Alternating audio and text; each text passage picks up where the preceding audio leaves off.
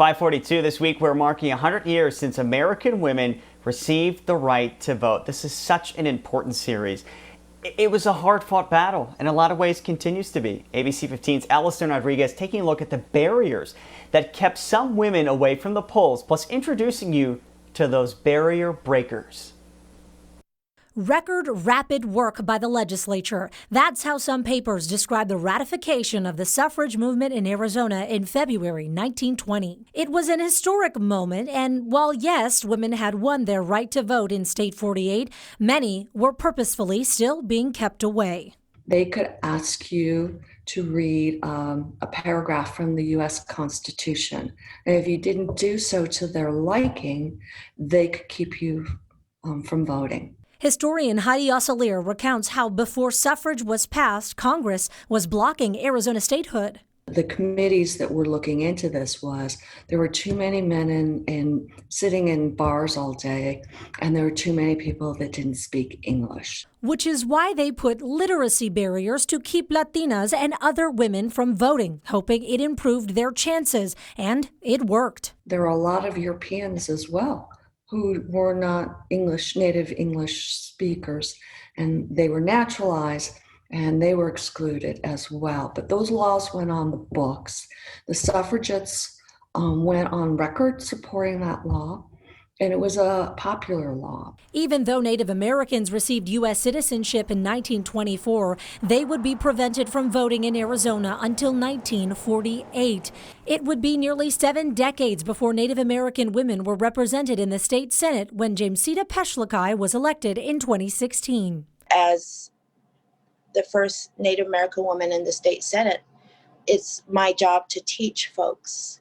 And it's not about historical guilt or shame. It's about educating, and it's about waking everybody up and saying it's time to do the right thing. Despite taking part in the suffrage movement, marching in parades, and passing out pamphlets, Black women would also have to wait decades for their right to vote. That came in 1965 with the Voting Rights Act, which also erased the literacy law on the books.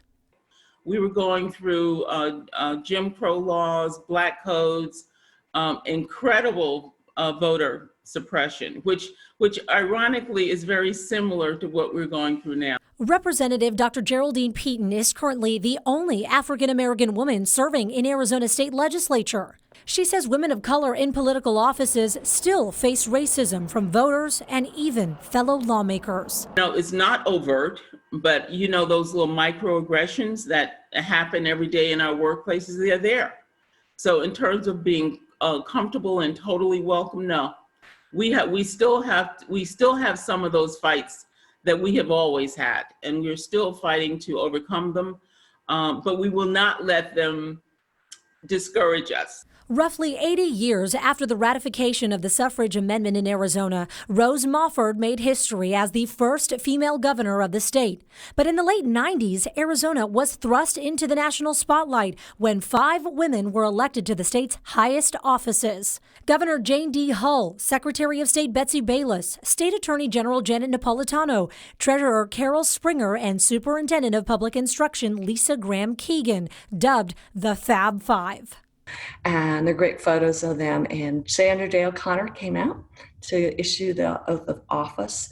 And Polly Rosenbaum, the longest serving legislator, was there as a guest of honor. And it was just this moment where you go, wow, we have a governor, attorney general, all the top 5 executives are female. Wow, what's going to happen next? In a statement to us, former Governor Jan Brewer said in part, from being one of the first states to send a woman to Congress in 1932 to electing the Fab Five, where 5 women were elected simultaneously to hold the 5 highest public offices in Arizona, the women in our state have always led the way for others to follow. The 2018 election would be another major year for Arizona women in politics. Kyrsten Sinema became Arizona's first female senator, followed by Martha McSally shortly after.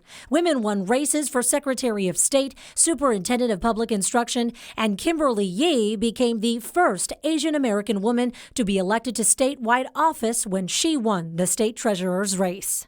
Well, back in 2010, I decided to run for office. And it was really a woman asking me to consider it. I had never considered that before. Fighting back against her naysayers. Really, you just have to stand firmly on the ground that we are here as women to have a voice at the table, and we certainly can't be pressured when someone tries to make that effort. Women are still breaking through barriers, and Yee says she's hopeful there'll be more women candidates for office in the future.